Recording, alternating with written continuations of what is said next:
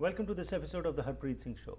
Community profile ਵਿੱਚ ਅਸੀਂ ਪਿਛਲੇ ਕੁਝ ਹਫ਼ਤਿਆਂ ਤੋਂ ਤੁਹਾਡੇ ਨਾਲ ਸਾਂਝ ਪਾ ਰਹੇ ਹਾਂ ਤੇ ਗੱਲਬਾਤ ਕਰ ਰਹੇ ਨੇ ਸਰਦਾਰ ਮੋਤਾ ਸਿੰਘ ਚੀਤਾ, ਜਿਨ੍ਹਾਂ ਨੇ ਕਿ ਆਪਣੀ ਜੀਵਨੀ ਵਿੱਚ ਜੋ ਕੁਝ ਕੀਤਾ ਹੈ ਉਸ ਦੇ ਸੰਬੰਧ ਵਿੱਚ ਸਾਡੇ ਨਾਲ ਜਾਣਕਾਰੀ ਸ਼ੇਅਰ ਕਰ ਰਹੇ ਨੇ ਤੇ ਖਾਸ ਤੌਰ ਤੇ ਉਹ ਮਹੱਤਵਪੂਰਨ ਪਲ ਜਿਨ੍ਹਾਂ ਨਾਲ ਕਿ ਕਮਿਊਨਿਟੀ ਦੇ ਵਿੱਚ ਬਹੁਤ ਸਾਰੇ ਚੇਂਜਸ ਵੀ ਵੇਖਣ ਨੂੰ ਮਿਲੇ ਸੀ।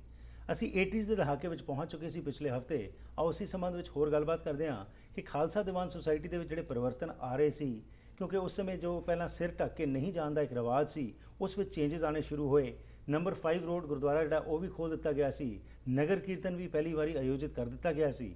ਪਰ ਨਾਲ ਹੀ ਪੰਜਾਬ ਦੇ ਜਿਹੜੇ ਹਾਲਾਤ ਸਨ ਉਹਨਾਂ ਦਾ ਕਿੰਨਾ ਕੁ ਇੰਪੈਕਟ ਇੱਥੇ ਪੈ ਰਿਹਾ ਸੀ। ਆਓ ਇਸ ਬਾਰੇ ਗੱਲਬਾਤ ਕਰਦੇ ਹਾਂ ਸਰਦਾਰ ਮੋਤਾ ਸਿੰਘ ਚੀਤਾ ਨਾਲ। ਜੀ ਆਨੰਦ ਜੀ, once again welcome. Thank you ਜੀ ਸਰ। ਸੋ 80s ਦਾ ਜਿਹੜਾ ਸਮਾਂ ਸੀ ਜੀ, ਪੰਜਾਬ ਵਿੱਚ ਥੋੜ੍ਹੇ ਜਿਹੇ ਹਾਲਾਤ ਵਿਗੜਨੇ ਸ਼ੁਰੂ ਹੋ ਗਏ ਸੀ ਅਤੇ ਉਹਦਾ ਮਾਹੌਲ ਦਾ ਜਿਹੜਾ ਇੰਪੈਕਟ ਸੀ, ਕੀ ਇੱਥੇ ਵੀ ਕੁਝ ਵੇਖਣ ਨੂੰ ਮਿਲਿਆ ਗੁਰਦੁਆਰਿਆਂ ਵਿੱਚ?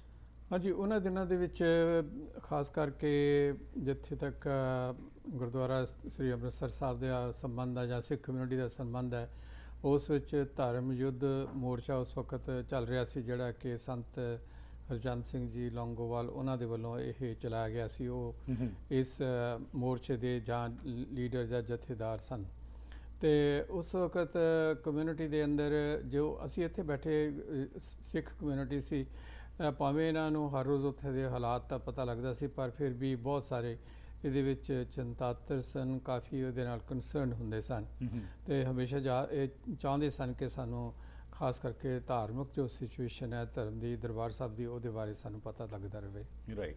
ਸੋ ਗੁਰਦੁਆਰਿਆਂ ਦੇ ਵਿੱਚ ਇਹ ਗੱਲਬਾਤ ਜਿਹੜੀ ਸੀ ਚੱਲਦੀ ਰਹੀ ਸੀ। ਅਤੇ ਉਸ ਤੋਂ ਇਲਾਵਾ ਕਿਉਂਕਿ ਥੋੜ੍ਹਾ ਜਿਹਾ ਤੁਸੀਂ ਕਿਹਾ ਸੀ, ਪਿਛਲੇ ਹਫ਼ਤੇ ਸਾਨੂੰ ਦੱਸਿਆ ਸੀ ਕਿ ਜਿਹੜੀ ਇੱਕ ਸੋਚ ਹੈਗੀ ਸੀ, ਡਿਫਰੈਂਟ ਸੋਚ, ਉਹ ਜਦੋਂ ਦੇਖਿਆ ਕਿ ਸਾਰੇ ਹੀ ਸਿਰ ਢੱਕ ਕੇ ਅੰਦਰ ਆਉਂਦੇ ਗਏ ਨੇ ਅਤੇ ਤਕਰੀਬਨ ਸਾਰਿਆਂ ਨੇ ਹੀ ਹੁਣ ਬਿਲੀਵ ਇਸ ਦੇ ਉੱਤੇ ਮਤਲਬ ਮੰਨਣਾ ਸ਼ੁਰੂ ਕਰ ਦਿੱਤਾ ਸੀ। ਕੋਈ ਇੱਕੋ ਦੁੱਕੋ ਵਿਅਕਤੀ ਸੀ ਜਿਹੜੇ ਕਿ ਇਸ ਦਾ ਵਿਰੋਧ ਕਰ ਰਹੇ ਸੀ।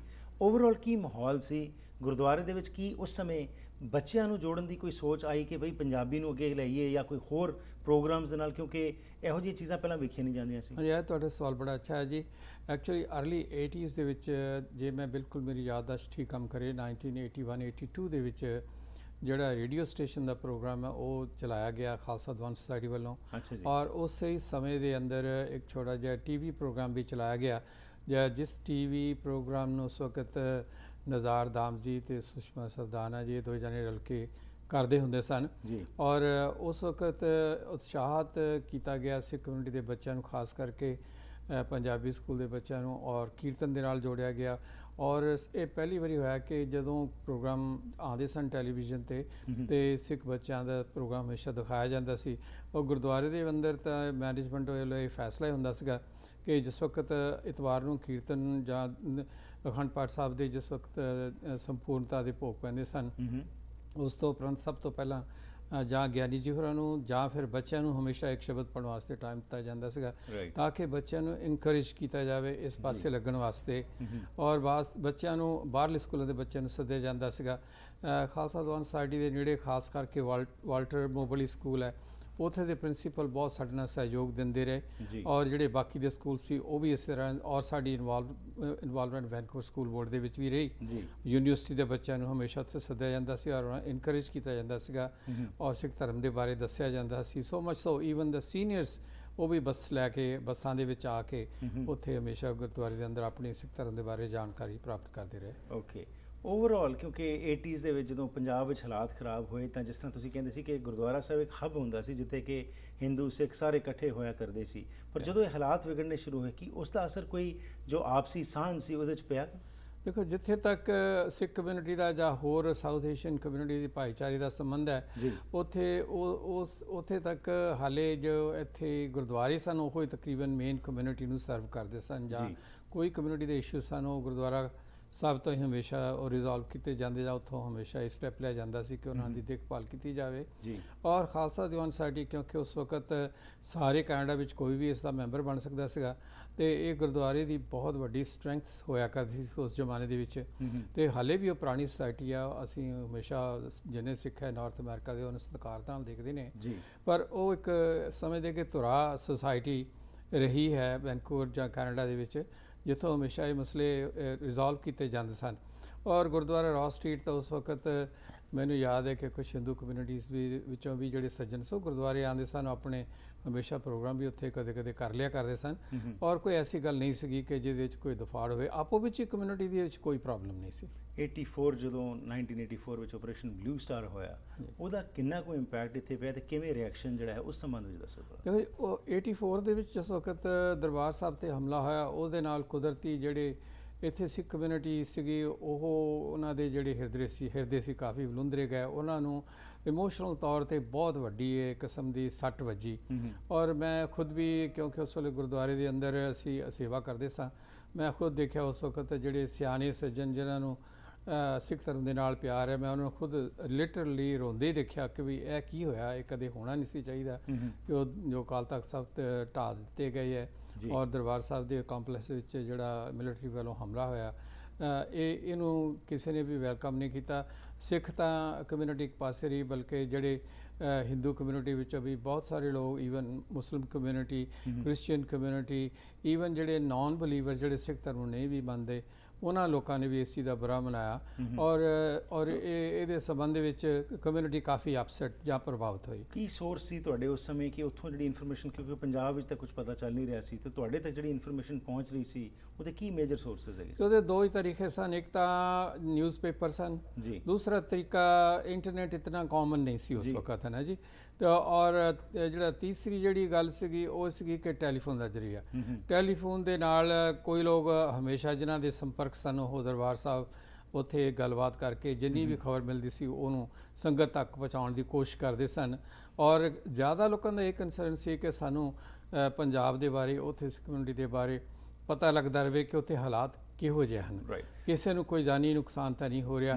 ਜਿਹੜਾ ਹਮਲੇ ਦੇ ਦੌਰਾਨ ਹੋਇਆ ਉਹ ਤਾਂ ਹੋਇਆ ਹੀ ਹੋਇਆ, ਲੇਕਿਨ ਉਹਦੇ ਨਾਲ ਸਾਰੀ ਕਮਿਊਨਿਟੀ ਆਪਣੀ ਸੇਫਟੀ, ਆਪਣੇ ਪਰਿਵਾਰ ਰਿਸ਼ਤੇਦਾਰਾਂ ਦੇ ਵਾਸਤੇ ਹਮੇਸ਼ਾ ਕੰਸਰਨ ਸਨ ਔਰ ਹਮੇਸ਼ਾ ਜਾਣਨਾ ਚਾਹੁੰਦੇ ਸਨ। ਸੋ ਇਸ ਸਮੇਂ ਦੇ ਵਿੱਚ ਜਿਸ ਤਰ੍ਹਾਂ ਅੱਜ ਕਮਿਊਨਿਟੀ ਦਫਾੜ ਹੋ ਗਈ, ਇੱਕ ਮੋਡਰੇਟ, ਇੱਕ ਫੰਡਾਮੈਂਟਲਿਸਟ ਦਾ ਜਿਹੜਾ ਲੇਬਲ ਲੱਗ ਗਿਆ, ਕਿ ਜਦੋਂ ਇਹ ਆਪਰੇਸ਼ਨ ਬਲੂ ਸਟਾਰ ਹੋਇਆ ਸੀ ਕਿ ਉਸ ਸਮੇਂ ਕੋਈ ਵਿਰੋਧਤਾ, ਕੋਈ ਕਮਿਊਨਿਟੀ ਦੇ ਵਿੱਚ ਕਿਸ ਤਰ੍ਹਾਂ ਦੇ ਹਾਲਾਤ ਸਨ ਤੇ ਕਿਸ ਤਰੀਕੇ ਦੇ, ਕਿਉਂਕਿ ਕਾਫੀ ਸਾਰੇ ਮੁਜ਼ਾਹਰੇ ਵੀ ਇੱਥੇ ਕੀਤੇ ਗਏ, ਉਹਦੇ ਬਾਰੇ ਥੋੜ੍ਹਾ ਦੱਸੋ। ਦੇਖੋ ਉਸ ਵਕਤ ਕੋਈ ਕਿਸੇ ਦੀ ਵਿਰੋਧਤਾ ਨਹੀਂ ਸੀਗੀ, ਬਲਕਿ 10 ਜੂਨ 1984 ਨੂੰ ਸਭ ਤੋਂ ਵੱਡਾ ਇੱਥੇ ਇੱਕ ਡੈਮੋਨਸਟ੍ਰੇਸ਼ਨ ਹੋਈ ਜਿਸ ਤਕਰੀਬਨ 35,000 ਬੰਦੇ ਨੇ ਸ਼ਿਰਕਤ ਕੀਤੀ। ਅੱਛਾ ਜੀ। ਔਰ ਉਹ ਇਤਨੀ ਅਮਨ ਚੈਨ ਦੇ ਨਾਲ ਹੋਈ ਕਿ ਈਵਨ ਸੜਕ ਦੇ ਉੱਤੇ ਇੱਕ ਪੇਪਰ ਦਾ ਟੁਕੜਾ ਤੱਕ ਵੀ ਉੱਥੇ ਨਹੀਂ ਸੀ ਖਿਲਰਿਆ ਹੋਇਆ, ਔਰ ਉੱਥੇ ਦੀ ਪੁਲਿਸ ਵੱਲੋਂ ਵੀ ਬੜੀ ਉਹਦੀ ਪ੍ਰਸ਼ੰਸਾ ਕੀਤੀ ਗਈ, ਬੜਾ ਅਮਨ ਦੇ ਨਾਲ ਜੀ। ਇਹਦੇ 'ਚ ਕੋਈ ਸ਼ੱਕ ਨਹੀਂ ਕਿ ਲੋਕੀ ਕਾਫੀ ਰੋਹ ਵਿੱਚ ਸਨ, ਗੁੱਸੇ ਵਿੱਚ ਸਨ, ਔਰ ਕਾਫੀ ਮਤਲਬ ਲੋਕਾਂ ਨੂੰ ਬੜੀ ਹਰਟ ਹੋਈ ਸੀ ਇਹ ਜਿਹੜੀ ਸਾਰੀ ਵਾਰਦਾਤ ਸੀਗੀ।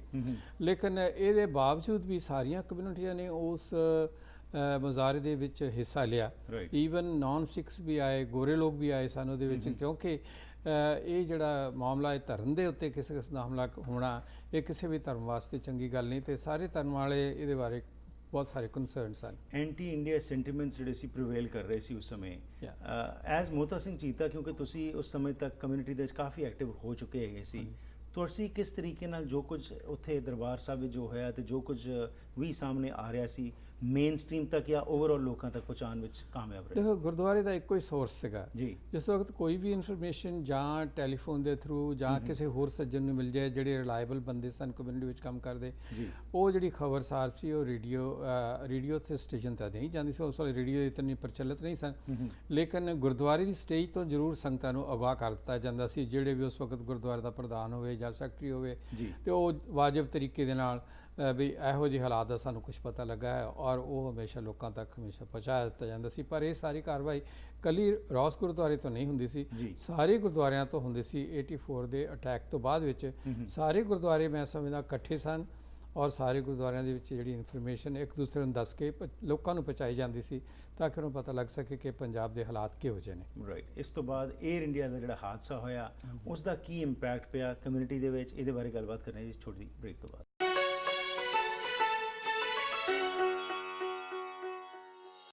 ਸਰਦਾਰ ਮੋਤਾ ਸਿੰਘ ਚੀਤਾ ਦੀ ਜ਼ੁਬਾਨੀ ਅਸੀਂ ਸੁਣ ਰਹੇ ਹਾਂ, ਉਹਨਾਂ ਇਤਿਹਾਸ ਦੇ ਪਲਾਂ ਨਾਲ ਤੁਹਾਨੂੰ ਜੋੜ ਰਹੇ ਹਾਂ ਜਿਹੜੇ ਕਿ ਸਾਡੀ ਕਮਿਊਨਿਟੀ ਦੇ ਵਿੱਚ ਕਾਫੀ ਸਾਰੇ ਚੇਂਜਸ ਆਏ ਤੇ ਉਸ ਨਾਲ ਕੀ ਪ੍ਰਭਾਵ ਪਿਆ, ਕੀ ਇੰਪੈਕਟ ਪਿਆ ਦਾ, ਉਸ ਬਾਰੇ ਆਓ ਹੋਰ ਗੱਲਬਾਤ ਕਰਨੇ ਹਾਂ। ਸੋ 85 ਦੇ ਵਿੱਚ ਜਦੋਂ ਜੀ ਇਹ 에ਅਰ ਇੰਡੀਆ ਦਾ ਹਾਦਸਾ ਹੋਇਆ, ਉਸ ਬਾਰੇ ਥੋੜ੍ਹਾ ਜਿਹਾ ਦੱਸੋ ਕਿ ਉਹਨੂੰ ਕਿਵੇਂ ਕਮਿਊਨਿਟੀ ਵਿੱਚ ਲਿਆ ਗਿਆ। ਦੇਖੋ, ਜਿਹੜੇ ਫੇਅਰ ਮਾਈਂਡਡ ਲੋਕ ਸਨ, ਭਾਵੇਂ ਗੁਰਦੁਆਰੇ ਵਿੱਚ ਸਨ ਚਾਹੇ ਬਾਹਰ ਸਨ, ਉਹਨਾਂ ਨੇ ਸਾਰਿਆਂ ਨੇ ਜਿਹੜੇ ਏਅਰ ਇੰਡੀਆ ਦਾ ਜਿਹੜੀ ਹਾਦਸਾ ਸੀ ਉਹਨੂੰ ਬਹੁਤ ਬੁਰਾ ਮਨਾਇਆ ਗਿਆ ਜੀ। ਔਰ ਮੈਨੂੰ ਖੁਦ ਨੂੰ ਯਾਦ ਹੈ ਕਿ ਮੈਂ ਖੁਦ ਉਹ ਇੱਕ ਫੰਕਸ਼ਨ ਸੀ ਜਿਹਦੇ ਵਿੱਚ ਸਟੇਜ ਦੀ ਜਿਹੜੀ ਸੈਰੇਮਨੀ ਸੀ ਮੈਂ ਖੁਦ ਕੰਡਕਟ ਕੀਤੀ ਹੈ ਜੀ। ਔਰ ਇੱਕ ਅਖੰਡ ਪਾਠ ਰੱਖਿਆ ਗਿਆ ਜਿਹਦੇ ਵਿੱਚ ਹਿੰਦੂ ਕਮਿਊਨਿਟੀ ਦੇ ਲੋਕ ਵੀ ਆਏ, BC ਗਵਰਨਮੈਂਟ ਦੇ ਰਿਪਰੈਜ਼ੈਂਟੇਟਿਵ ਜਿੱਦਾਂ ਕਿ ਆਪਣੇ MLA ਮਿਨਿਸਟਰ ਵੀ ਰਹੇ ਆ, ਮਿਸਿਸ ਗ੍ਰੇਸ ਮਕਾਰਥੀ, ਉਹਨਾਂ ਦਾ ਨਾਮ ਦਾ ਬੜਾ ਮਸ਼ਹੂਰ ਨਾਂ ਸੀ ਔਰ ਪੋਲੀਟੀਕਲ ਲਾਈਫ ਦੇ ਵਿੱਚ ਬੜੇ ਉਹ ਕੀ ਕਹਿੰਦੇ ਤੁਸੀਂ ਕਹਿ ਸਕਦੇ ਕਾਮਯਾਬ ਸਨ ਔਰ ਬੜੇ ਪਾਪੂਲਰ ਲੇਡੀ ਸੀਗੀ, ਉਹ ਵੀ ਆਈ। ਉਹਦੇ ਨਾਲ ਹੋਰ ਵੀ ਗਵਰਨਮੈਂਟ ਦੇ ਰਿਪਰੈਜ਼ੈਂਟੇਟਿਵ ਆਏ ਸੀਗੇ ਔਰ ਉਸ ਵਕਤ ਸਾਰਿਆਂ ਨੇ ਇਸ ਚੀਜ਼ ਦੇ ਸੰਬੰਧ ਵਿੱਚ ਅਰਦਾਸ ਕੀਤੀ ਗਈ ਔਰ ਉਹਨਾਂ ਦੇ ਨਿਮਿਤ ਜੋ ਅਖੰਡ ਪਾਠ ਰੱਖੇ ਗਏ ਔਰ ਉਹਨਾਂ ਦੀ ਸੰਪੂਰਨਤਾ ਹੋਈ ਜੀ। ਸੋ ਸਾਰੀ ਕਮਿਊਨਿਟੀ ਐਕਚੁਅਲੀ ਬਹੁਤ ਜ਼ਿਆਦਾ ਸ਼ੌਕਡ ਸੀਗੀ ਵੀ ਇਹ ਜੋ ਹੋਇਆ ਇਹ ਬੁਰਾ ਹੋਇਆ ਔਰ ਇਹਨੂੰ ਕੋਈ ਵੀ ਬੰਦਾ ਅਪਰੂਵ ਨਹੀਂ ਸੀ ਕਰ ਰਿਹਾ। ਪਰ ਇਸ ਨਾਲ ਮੋਤਾ ਸਿੰਘ ਚੀਤਾ ਜੀ ਕਿ ਸਿੱਖਾਂ ਦੀ ਜਿਹੜੀ ਇਮੇਜ ਸੀ ਉਹ ਟਾਰਨਿਸ਼ ਜੋ ਹੋਈ, ਮੀਡੀਆ ਵਿੱਚ ਬਹੁਤ ਹੀ ਪ੍ਰਫੁੱਲਤ ਹੋਇਆ, ਉਹਦੇ ਬਾਰੇ ਕੀ ਕੋਈ ਟੈਕਲ ਕਰਨ ਲਈ ਕੁਝ ਕੀਤਾ ਗਿਆ ਸੀ ਕੁਝ ਸੁਹਿਰਦ ਵਿਅਕਤੀਆਂ ਵੱਲੋਂ ਉਸ ਸਮੇਂ? ਮੇਰੇ ਖਿਆਲ ਉਸ ਵਕਤ ਮੈਂ ਇਹ ਗੱਲ ਕਹਿ ਸਕਦਾ ਕਿ ਕਮਿਊਨਿਟੀ ਇਤਨੀ ਜ਼ਿਆਦਾ ਹਰਟ ਸੀਗੀ ਕਿ ਸਾਰੀ ਕਮਿਊਨਿਟੀ, ਮੈਂ ਖਾਸ ਕਰਕੇ ਸਿੱਖ ਕਮਿਊਨਿਟੀ ਦੇ ਈਵਨ ਜਿਹੜੇ ਆਗੂ ਵੀ ਸਨ ਉਹ ਵੀ ਕਿਸਮ ਦੇ ਸ਼ਸ਼ੋ ਪੰਜ 'ਚ ਪਏ ਸੀ। ਉਹਨਾਂ ਨੂੰ ਖੁਦ ਨੂੰ ਸੀ ਪਤਾ ਲੱਗ ਗਿਆ ਕੀ ਹੋ ਰਿਹਾ ਤੇ ਜਿਹੜੀ ਕੋਈ ਖਬਰ ਸੁਣਦੇ ਸਨ ਉਹਦੇ ਤੇ ਹੀ ਉਹਦੀ ਟਿਕਾ ਟਿੱਪਣੀ ਹੁੰਦੀ ਸੀਗੀ। ਪਰ ਜ਼ਿਆਦਾ ਜਿੰਨੀਆਂ ਗੱਲਾਂ ਹੋਈਆਂ ਇਹ ਸਾਰੀਆਂ ਇਮੋਸ਼ਨਲ ਫੀਲਿੰਗ ਦੀ ਭਾਵਨਾ ਰੱਖਦੇ ਹੋਏ ਹੋਈਆਂ। ਪਰ ਕਲੈਕਟਿਵਲੀ ਕੋਈ ਐਸਾ ਨਹੀਂ ਕਦਮ ਚੁੱਕਿਆ ਗਿਆ ਕਿ ਜਿਹੜਾ ਇਹ ਸਾਰਾ ਕੁਝ ਸਾਰੀ ਕਮਿਊਨਿਟੀ ਨੂੰ ਜੋ ਸਿੱਖ ਭਾਈਚਾਰੇ ਦੇ ਉੱਤੇ ਜਿਹੜਾ ਇਹ ਦਾਗ ਲੱਗਾ ਹੈਗਾ ਇਸ ਨੂੰ ਮੇਨ ਸਟ੍ਰੀਮ ਦੇ ਵਿੱਚ ਜਾਂ ਓਵਰਆਲ ਕੁਝ ਇਸ ਦੇ ਬਾਰੇ ਗੱਲਬਾਤ ਕੀਤੀ ਜਾਵੇ? ਇਹਦੇ ਵਾਸਤੇ ਇੱਕ ਕਮੇਟੀ ਵੀ ਸਥਾਪਿਤ ਹੋਈ ਜਿਹਦੇ ਵਿੱਚ ਕੁਝ ਬੰਦੇ ਆਪਣੇ ਮੈਂ ਤਾਂ ਨਹੀਂ ਉਹਨਾਂ ਦੇ ਵਿੱਚ ਸੀਗਾ ਪਰ ਉਹਨਾਂ ਵਿੱਚ ਕੁਝ ਹੋਰ ਬੰਦੇ ਸਨ ਜਿਹੜੇ ਕਿ ਨਿਊਯਾਰਕ ਯੂਨਾਈਟਿਡ ਨੇਸ਼ਨ ਦੇ ਵਿੱਚ ਵੀ ਗਏ ਔਰ ਭਾਵੇਂ ਉੱਥੇ ਜਾ ਕੇ ਉਹਨਾਂ ਨੂੰ ਸਫਲਤਾ ਨਹੀਂ ਹੋਈ ਲੇਕਿਨ ਉਹਨਾਂ ਨੇ ਕੋਸ਼ਿਸ਼ ਕੀਤੀ ਵੀ ਜਿਹੜੀ ਇਹ ਸਿੱਖਾਂ ਦੇ ਨਾਲ ਜਾਂ ਸਿੱਖ ਧਰਮ ਦੀ ਜਿਹੜੀ ਸਭ ਤੋਂ ਪਵਿੱਤਰ ਜਗ੍ਹਾ ਉਹਦੀ ਜੋ ਬੇਹਰਮਤੀ ਕੀਤੀ ਗਈ ਜਾਂ ਹੋਈ ਹੈ ਉਹਦੇ ਸੰਬੰਧ ਵਿੱਚ ਲੋਕਾਂ ਨੂੰ ਜਾਗਰਤ ਕੀਤਾ ਜਾਵੇ ਔਰ ਸਿੱਖ ਜੋ ਭਾਵਨਾਵਾਂ ਉਹਨਾਂ ਨੂੰ ਵੀ ਲੋਕਾਂ ਤੇ ਪਹੁੰਚਾਇਆ ਜਾਵੇ। ਲੇਕਿਨ ਇਹੋ ਜਿਹਾ ਐਕਸ਼ਨ ਜ਼ਰੂਰ ਹੋਇਆ। ਮੀਡੀਆ ਹਮੇਸ਼ਾ ਉੱਥੇ ਬੜਾ ਐਕਟਿਵਲੀ ਇਸ ਚੀਜ਼ ਦੀ ਰਿਪੋਰਟਿੰਗ ਕਰਦਾ ਰਿਹਾ ਲੇਕਿਨ ਇਹਦੇ ਨਾਲ ਜਿੰਨੀ ਇਨਫੋਰਮੇਸ਼ਨ ਸੀਗੀ ਉਹ ਜ਼ਿਆਦਾ ਇਮੋਸ਼ਨਸ ਦੇ ਉੱਤੇ ਬੇਸ ਇਹੀ ਸੀ। ਪਰ 1985 ਵਿੱਚ ਏਅਰ ਇੰਡੀਆ ਤੋਂ ਬਾਅਦ ਜਦੋਂ ਬਾਅਦ ਵਿੱਚ ਇੱਕ ਹੁਕਮਨਾਮਾ ਵੀ ਆ ਗਿਆ ਜਿਸ ਵਿੱਚ ਕਿ ਤਪੜਾਂ ਦੇ ਚਿਹਰਿਆਂ ਦਾ ਰੌਲਾ ਪੈ ਗਿਆ, ਉਸ ਨਾਲ ਵੀ ਇੱਕ ਕਾਫੀ ਜ਼ਿਆਦਾ ਆਪਣੀ ਕਮਿਊਨਿਟੀ ਦੇ ਵਿੱਚ ਇੱਕ ਦਫਾੜ ਜਿਹੜਾ ਹੈ ਉਹ ਹੁਣ ਨਜ਼ਰ ਆ ਰਿਹਾ ਸੀ। ਗੁਰਦੁਆਰਿਆਂ ਵਿੱਚ ਵੀ ਲੜਾਈਆਂ ਵਗੈਰਾ ਵੀ ਹੋਈਆਂ। ਉਸ ਸੰਬੰਧ ਵਿੱਚ ਦੱਸੋ ਕਿ ਉਹ ਜਿਹੜਾ ਦੌਰ ਹੈਗਾ ਸੀ ਉਹ ਕਿਹੋ ਜਿਹਾ ਦੌਰ ਸੀ? ਕੀ ਆਪਸੀ ਲੋਕਾਂ ਦੇ ਵਿੱਚ ਇਹ ਰੰਜਿਸ਼ਾਂ ਪੈ ਗਈਆਂ ਸੀ ਇਸ ਮੁੱਖ ਦੇ ਕਾਰਨ ਜਾਂ ਸਿਰਫ ਜਿਹੜੇ ਸਿਆਸਤਦਾਨ ਸਨ ਆਪਣੀ ਭਾਈਚਾਰੇ ਦੇ ਉਹੀ ਖੇਡ ਰਹੇ ਸਨ? ਦੇਖੋ, ਜਿੱਥੇ ਤੱਕ ਕੰਸਰਨ ਹੈਗਾ ਏਅਰ ਇੰਡੀਆ ਦੇ ਹਾਦਸੇ ਦਾ ਜਾਂ ਦਰਬਾਰ ਸਾਹਿਬ ਦੇ ਹਮਲੇ ਦਾ, ਉਹਦੇ ਨਾਲ ਕਮਿਊਨਿਟੀ ਦੀ ਡਿਵੀਜ਼ਨ ਦੇ ਨਾਲ ਉਹਦਾ ਕੋਈ ਸੰਬੰਧ ਨਹੀਂ ਹੈ। ਹਾਂਜੀ, ਇਹ ਗੱਲ ਜ਼ਰੂਰ ਹੈ ਕਿ ਇੱਥੇ ਇੱਕ ਪ੍ਰਚਾਰਕ ਜ਼ਰੂਰ ਆਇਆ ਸੀਗਾ ਜਿਸ ਪ੍ਰਚਾਰਕ ਨੇ ਇਹ ਗੱਲ ਉਠਾਈ ਕਿ ਬਈ ਜਿਹੜੀ ਸਾਡੀ ਮਰਿਆਦਾ ਹੈ, ਸਾਨੂੰ ਲੰਗਰ ਜਿਹੜਾ ਛਕਣਾ ਉਹ ਤਪੜਾਂ ਦੇ ਥੱਲੇ ਬੈਠ ਕੇ ਸੰਗਤ ਦੇ ਰੂਪ ਦੇ ਵਿੱਚ, ਪੰਗਤ ਦੇ ਰੂਪ ਦੇ ਵਿੱਚ ਛਕਣਾ ਚਾਹੀਦਾ। ਕੁਝ ਯਾਦ ਹੈ ਤੇ ਨਾ ਮੇਰੇ ਖਿਆਲ ਦੇ ਵਿੱਚ ਮੈਂ ਨਾ ਹੀ ਲਵਾਂ ਤਾਂ ਚੰਗੀ ਗੱਲ ਹੈ ਕਿਉਂਕਿ ਆਮ ਲੋਕਾਂ ਨੂੰ ਪਤਾ ਹੈ ਕੌਣ ਸੱਜਣ ਸਨ ਤੇ ਜਿਸ ਕਰਕੇ ਮੇਰੇ ਖਿਆਲ ਦੇ ਵਿੱਚ ਕੁਝ ਉਹਦੇ 'ਚ ਗਰੁੱਪ ਸਨ ਜਿਹੜੇ ਦੋ ਉਹ ਚਾਹੁੰਦੇ ਸਨ ਕਿ ਬੇਸਿਕਲੀ ਅਸੀਂ ਗੁਰਦੁਆਰੇ ਤੇ ਕਾਬਜ਼ ਰਹੀਏ। ਸੋ ਮੈਂ ਇਹਨੂੰ ਸਮਝਾਂਗਾ ਕਿ ਇਹ ਗੁਰਦੁਆਰਾ ਪੋਲਿਟਿਕਸ ਹੈ, ਜਿਹਨੂੰ ਸਮਝੋ ਕਿ ਗੁਰਦੁਆਰੇ ਤੇ ਕਾਬਜ਼ ਰਹਿਣ ਦੀ ਪੋਲਿਟਿਕਸ ਸੀਗੀ। ਪਰ ਇਹਦਾ ਦਰਬਾਰ ਸਾਹਿਬ ਦੇ ਹਮਲੇ ਦੇ ਨਾਲ ਜਾਂ ਏਅਰ ਇੰਡੀਆ ਦੇ ਹਾਦਸੇ ਦੇ ਨਾਲ ਇਹਦਾ ਕੋਈ ਸੰਬੰਧ ਨਹੀਂ ਸੀਗਾ ਔਰ ਜਿਸ ਕਰਕੇ ਕਿਉਂਕਿ ਗੁਰਦੁਆਰੇ ਤੇ ਕਾਬਜ਼ ਰਹਿਣਾ ਸੀਗਾ ਇਸ ਕਰਕੇ ਕੁਦਰਤੀ ਇੱਕ ਗਰੁੱਪ ਨੇ ਉਹ ਅਗਰੈਸਿਵਲੀ ਇਸ ਇਸ਼ੂ ਨੂੰ ਲਿਆ ਬਈ ਜੇ ਅਗਰ ਇਹ ਚੀਜ਼ ਪ੍ਰਚਲਿਤ ਹੋ ਜਾਏਗੀ ਤਾਂ ਦੂਸਰਾ ਗਰੁੱਪ ਚੁੱਪ ਕਰਕੇ ਬੈਠ ਜਾਏਗਾ ਤੇ ਅਸੀਂ ਗੁਰਦੁਆਰੇ ਤੇ ਕਾਬਜ਼ ਰਹਾਂਗੇ। ਸੋ ਗਰੁੱਪਿਜ਼ਮ ਨੇ ਜਿਹੜਾ ਕਮਿਊਨਿਟੀ ਦੇ ਵਿੱਚ ਦਫਾੜ ਕੀਤਾ ਤੇ ਜਿਸ ਤਰ੍ਹਾਂ ਤੁਸੀਂ ਕਿਹਾ ਬਹੁਤ ਸਾਰਿਆਂ ਨੂੰ ਪਤਾ ਹੈਗਾ ਪਰ ਬਹੁਤ ਸਾਰੇ ਐਸੇ ਵੀ ਨੇ ਜਿਹੜੇ ਨਵੇਂ ਆਏ ਜਿਨ੍ਹਾਂ ਨੂੰ ਨਹੀਂ ਪਤਾ ਇਹ ਨਾਂ ਕੌਣ ਸਨ? ਗੁਰਦੁਆਰੇ ਦੇ ਵਿੱਚ ਕੌਣ ਸਨ? ਗੁਰਦੁਆਰੇ ਵਿੱਚ ਉਸ ਵਕਤ ਮੇਰੇ ਖਿਆਲ 2 ਕਮੇਟੀਆਂ ਚੱਲ ਰਹੀਆਂ ਸਨ ਜ਼ਿਆਦਾ ਇਹ ਜਿਹੜਾ ਐਕਸ਼ਨ ਜ਼ਿਆਦਾ ਹੋਇਆ ਸਰੀ ਗੁਰਦੁਆਰੇ ਦੇ ਵਿੱਚ ਹੀ ਤਕਰੀਬਨ ਹੋਇਆ, ਸਕਾਟ ਰੋਡ ਹੀ ਹੋਇਆ। ਉਸ ਵਕਤ ਮੇਰੇ ਖਿਆਲ ਦੇ ਵਿੱਚ ਇੱਕ ਤਾਂ ਮੈਂ ਸਮਝ ਸਕਦਾ ਕਿ ਜਿਹੜਾ ਗਰੁੱਪ ਇਸ ਵੇਲੇ ਦਸ਼ਮੇਸ਼ ਦਰਬਾਰ ਦੇ ਵਿੱਚ ਇਹ ਗਰੁੱਪ ਹੋਏਗਾ ਜੀ ਤਾਂ ਦੂਸਰਾ ਗਰੁੱਪ ਹੋਏਗਾ ਜਿਹੜੇ ਹੁਣ ਵੀ ਆਪਾਂ ਇਲੈਕਸ਼ਨ ਲੜਦੇ ਹਾਂ ਜੀ ਦੂਸਰਾ ਗਰੁੱਪ ਤੁਸੀਂ ਜਾਣਦੇ ਆ, ਸਾਰੀ ਦੁਨੀਆ ਜਾਣਦੀ ਉਹਨਾਂ ਨੂੰ, ਜੀ ਤੇ ਉਹ ਦੂਸਰਾ ਗਰੁੱਪ ਮੇਰੇ ਖਿਆਲ ਹੋ ਸਕਦਾ। ਜੀ। ਮੈਂ ਕਿਸੇ ਵਿਅਕਤੀ ਦਾ ਨਾਮ ਲੈਣ 'ਚ ਮੈਂ ਇਹਦੇ ਵਿੱਚ That's ਕੋਈ fine. ਸਿਆਣਪ ਮੈਂ ਨਹੀਂ ਉਹ ਸਮਝਦਾ। ਪ੍ਰਚਾਰਕ ਜਿਹੜੇ ਤੁਸੀਂ ਕਹਿ ਰਹੇ ਹੋ ਜਿਨ੍ਹਾਂ ਨੇ ਕਿ ਇਹ ਮੁੱਦਾ ਚੁੱਕਿਆ ਹੈਗਾ ਸੀ, ਉਹ ਕੌਣ ਹੈਗੇ ਸਨ? ਪ੍ਰਚਾਰਕ ਸ਼ਾਇਦ ਰੰਗੀਲਾ ਮੇਰੇ ਖਿਆਲ ਉਹਨਾਂ ਦਾ ਨਾਮ ਸੀਗਾ। ਅੱਛਾ ਜੀ, ਜਿਹੜੇ ਉਹ ਕੀਰਤਨ ਕਰਦੇ ਹਾਂਜੀ ਕੀਰਤਨ ਕਰਦੇ, ਸ਼ਾਇਦ ਉਹ ਸਨ। ਪਰ ਕੀ ਉਹਨਾਂ ਨੇ ਤੇ ਇਹ ਮੁੱਦਾ ਚੁੱਕਿਆ, ਪਰ ਅਕਾਲ ਤਖਤ ਤੋਂ ਜਿਹੜਾ ਹੁਕਮਨਾਮਾ ਆਇਆ ਸੀ Yeah. ਉਸ ਬਾਰੇ ਫਿਰ ਤੁਸੀਂ ਜਿਹੜੇ ਸੁਹਿਰਦ ਜਿਹੜੇ ਕਮਿਊਨਿਟੀ ਦੇ ਵਿੱਚ ਜਿਹੜੇ ਕਿ ਏਕਤਾ ਦੇ ਬਾਰੇ ਸੋਚਦੇ ਸੀ, ਤੁਹਾਡੇ ਵਰਗੇ ਵਿਅਕਤੀ, ਉਹਨਾਂ ਦਾ ਕੀ ਵਿਚਾਰ ਸੀ? ਕੀ ਤੁਸੀਂ ਕੋਈ ਰੋਲ ਪਲੇ ਕੀਤਾ ਉਸ ਸਮੇਂ ਕਿ ਕਮਿਊਨਿਟੀ ਨੂੰ ਦੁਬਾਰਾ ਇਸ ਮੁੱਦੇ ਤੇ ਤੋੜਨ ਨਾ ਦਈਏ ਤੇ ਜੋੜ ਸਕੀਏ? ਇਹ ਗੱਲ ਤੁਹਾਡੀ ਬਹੁਤ ਸੋਹਣੀ ਹੈ ਜੀ। ਇੱਕ ਮੀਟਿੰਗ ਹੋਈ ਸੀਗੀ ਅਕਾਲੀ ਸਿੰਘ ਗੁਰਦੁਆਰੇ ਦੇ ਵਿੱਚ, ਜਿਹਦੇ ਵਿੱਚ ਤਕਰੀਬਨ ਕਾਫੀ ਆਪਣੀ ਕਮਿਊਨਿਟੀ ਦੇ ਲੀਡਰ ਇਕੱਠੇ ਹੋਏ ਔਰ ਉਸ ਵਕਤ ਉਹਨਾਂ ਨੇ ਡਿਸੀਜਨ ਬਣਾਉਣ ਦੀ ਕੋਸ਼ਿਸ਼ ਕੀਤੀ ਵੀ ਸਾਨੂੰ ਕੀ ਕਰਨਾ ਚਾਹੀਦਾ ਜੀ। ਜਿਹਦੇ ਵਿੱਚ ਵਿਵਿਡਲੀ ਮੈਨੂੰ ਕੁਝ ਵਿਅਕਤੀ ਆਪਣੀ ਕਮਿਊਨਿਟੀ ਨਾਲ ਬੜੀ ਸੇਵਾ ਕੀਤੀ ਉਹ ਯਾਦ ਨੇ, ਜਿਵੇਂ ਕਿ ਸਰਦਾਰ ਸਾਧੂ ਸਿੰਘ ਢੇਸੀਓ ਗੁਜ਼ਰ ਗਏ ਉਹ ਸਨ, ਔਰ ਆਪਣੇ ਸਰਦਾਰ ਬਲਵੰਤ ਸਿੰਘ ਜੀ, ਸਰਦਾਰ ਹੁਣ ਆਪਣੇ ਸੋਹਣ ਸਿੰਘ ਦਿਓ ਜਿਹੜੇ ਗੁਰਦੁਆਰੇ ਦੇ ਪ੍ਰੈਜ਼ੀਡੈਂਟ ਉਹ ਵੀ ਸਨ, ਔਰ ਆਪਣੇ ਗਿਰਨ ਸਾਹਿਬ ਇੱਥੇ ਅਕਾਲੀ ਸਿੰਘ ਗੁਰਦੁਆਰੇ ਦੇ, ਹੋਰ ਵੀ ਕਈ ਵਿਅਕਤੀ ਜਿਹੜੇ ਹੈ ਨਾ ਮਤਲਬ ਕਿ ਆਪਣੇ ਗੁਰਦੁਆਰੇ ਦੀ ਤੇ ਔਰ ਕਮਿਊਨਿਟੀ ਦੇ ਵਿੱਚ ਕਾਫੀ ਐਕਟਿਵ ਹੈ, ਉਹ ਸਾਰੇ ਲੋਕ ਉੱਥੇ ਹਾਜ਼ਰ ਸਨ। ਤੇ ਮੈਨੂੰ ਪਤਾ ਲੱਗਾ ਇਸ ਮੀਟਿੰਗ ਤੇ ਮੈਂ ਵੀ ਕੁਦਰਤੀ ਤੌਰ ਤੇ ਮੈਂ ਕਿਹਾ ਵੀ ਇਹ ਕਮਿਊਨਿਟੀ ਦਾ ਇਸ਼ੂ ਆ ਔਰ ਇਹ ਸਾਰਾ ਸਾਡੇ ਸਭ ਨੂੰ ਸਾਨੂੰ ਇਫੈਕਟ ਕਰਦਾ ਤੇ ਮੈਨੂੰ ਵੀ ਜਾਣਾ ਚਾਹੀਦਾ।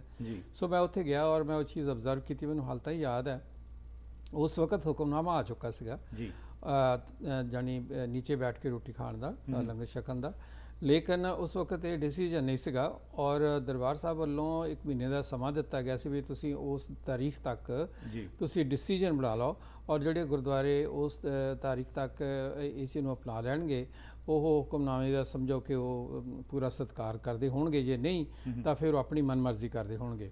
ਤੇ ਉਸ ਵਕਤ ਇਹ ਜ਼ਰੂਰ ਫੀਲਿੰਗ ਸੀ ਵੀ ਇਹ ਜਿਹੜਾ ਹੁਕਮਨਾਮਾ ਹੈਗਾ ਇਹਦੇ ਤੇ ਕਾਫੀ ਕਮਿਊਨਿਟੀ ਨਾ ਖੁਸ਼ ਹੈ ਤੇ ਉਸ ਸੰਬੰਧ ਵਿੱਚ ਫਿਰ ਉਸ ਵੇਲੇ ਵਿਚਾਰ ਹੋਈ। ਉਸ ਵੇਲੇ ਮੈਂ ਵੀ ਖੁਦ ਵਿੱਚ ਬੈਠਾ ਸਾਂ ਕਿ ਇੱਕ ਦਰਬਾਰ ਸਾਹਿਬ ਨੂੰ ਚਿੱਠੀ ਲਿਖ ਕੇ ਆਪਾਂ ਅਕਾਲ ਤਖਤ ਨੂੰ ਅਸੀਂ ਅਪੀਲ ਕਰੀਏ ਵੀ ਇੱਥੇ ਦੀ ਸਿਚੁਏਸ਼ਨ ਨੂੰ ਅਸੈਸ ਕੀਤਾ ਜਾਵੇ ਔਰ ਉਹਨੂੰ ਮੁੱਖ ਰੱਖ ਕੇ ਤੁਸੀਂ ਜੋ ਫੈਸਲਾ ਹੈਗਾ ਉਹਨੂੰ ਕੀਤਾ ਜਾਵੇ ਔਰ ਇਸ ਹੁਕਮਨਾਮੇ ਨੂੰ ਲਾਗੂ ਕੀਤਾ ਜਾਵੇ। ਕੀ ਉਹ ਚਿੱਠੀ ਭੇਜੀ ਗਈ? ਹਾਂਜੀ, ਚਿੱਠੀ ਉਹ ਭੇਜੀ ਗਈ ਔਰ ਉੱਤੇ 5 ਬੰਦਿਆਂ ਨੇ ਸਾਈਨ ਵੀ ਕੀਤੇ ਤੇ ਲੇਕਿਨ ਉਹ ਚਿੱਠੀ ਤੇ ਮੈਨੂੰ ਇਹ ਅੱਛੀ ਤਰ੍ਹਾਂ ਹੁਣ ਮੈਂ ਯਾਦ ਨਹੀਂ ਹੈ ਕਿ ਉਹ ਚਿੱਠੀ ਤੇ ਸਾਈਨ ਕੌਣ ਕਰਨ ਵਾਲੇ ਸਨ ਔਰ ਇਹ ਚਿੱਠੀ ਭੇਜੀ ਗਈ ਔਰ ਲੇਕਿਨ ਅਕਾਲ ਤਖਤ ਤੋਂ ਜੋ ਉੱਥੋਂ ਜੋ ਜਵਾਬ ਸੀ ਉਹ ਇਹ ਸੀ ਕਿ ਜੋ ਹੁਕਮਨਾਮਾ ਅਕਾਲ ਤਖਤ ਤੋਂ ਆਇਆ ਹੈ ਉਹ ਬਿਲਕੁਲ ਉਹ ਵਾਜਿਬ ਹੈ ਔਰ ਉਹਦੇ ਮੁਤਾਬਕ ਜੋ ਸਿੱਖ ਕਮਿਊਨਿਟੀ ਦੇ ਵਿੱਚ ਜੋ ਗੁਰੂ ਗ੍ਰੰਥ ਸਾਹਿਬ ਜਾਂ ਅਕਾਲ ਤਖਤ ਸਾਹਿਬ ਨੂੰ ਮੰਨਦੇ ਹਨ ਉਹਨਾਂ ਨੂੰ ਉਹਦਾ ਸਤਿਕਾਰ ਕਰਨਾ ਚਾਹੀਦਾ। ਇਫ ਯੂ ਰੀਕਲੈਕਟ ਜੇ ਇਹ ਗੁਰਦੁਆਰੇ ਪੋਲਿਟਿਕਸ ਦੇ ਕਾਰਨ ਜੋ ਕੁਝ ਹੋਇਆ, ਜਿਹੜੀ ਉਸ ਸਮੇਂ ਜੋ ਸੋਚ ਸੀ ਉਸ ਨੂੰ ਮੈਂ ਜ਼ਰੂਰ ਲੈਣਾ ਚਾਹਾਂਗਾ ਕਿ ਅਗਲੇ ਐਪੀਸੋਡ ਵਿੱਚ ਗੱਲਬਾਤ ਕਰਨਾ ਚਾਹਾਂਗੇ ਤੁਹਾਡੇ ਨਾਲ, ਕਿਉਂਕਿ ਸਮਾਂ ਨਹੀਂ ਆ ਗਿਆ ਦੇ ਰਿਹਾ ਹੋਰ ਕਰਨ ਲਈ ਗੱਲਬਾਤ, ਕਿ ਇਹ ਉਸ ਸਮੇਂ ਜੋ ਸੋਚ ਸੀ ਕਿ ਅੱਜ ਵੀ ਉਹ ਚੱਲ ਰਹੀ ਹੈ, ਉਹ ਡਿਵੀਜ਼ਨ ਜਿਹੜੀ ਕ੍ਰੀਏਟ ਕਰਨ ਦਾ ਇੱਕ ਕੋਸ਼ਿਸ਼ ਕੀਤੀ ਗਈ ਸੀ ਕਿ ਅੱਜ ਵੀ ਸਿੱਖ ਜਿਹੜੇ ਨੇ ਉਹ ਲੰਗਰ ਇਸ਼ੂ ਦੇ ਵਿੱਚ ਹੀ ਡਿਵਾਈਡਡ ਨੇ ਜਾਂ ਕੁਝ ਹੋਰ ਮਸਲੇ ਜਿਹੜੇ ਨੇ ਉਹਨਾਂ ਤੇ ਅਸੀਂ ਅੱਗੇ ਆਏ ਹਾਂ। ਇਸ ਬਾਰੇ ਗੱਲ ਕਰਾਂਗੇ ਜੀ ਅਗਲੇ ਹਫਤੇ। ਤੁਹਾਡਾ ਬਹੁਤ ਬਹੁਤ ਧੰਨਵਾਦ। Thank you for your time. Thank you.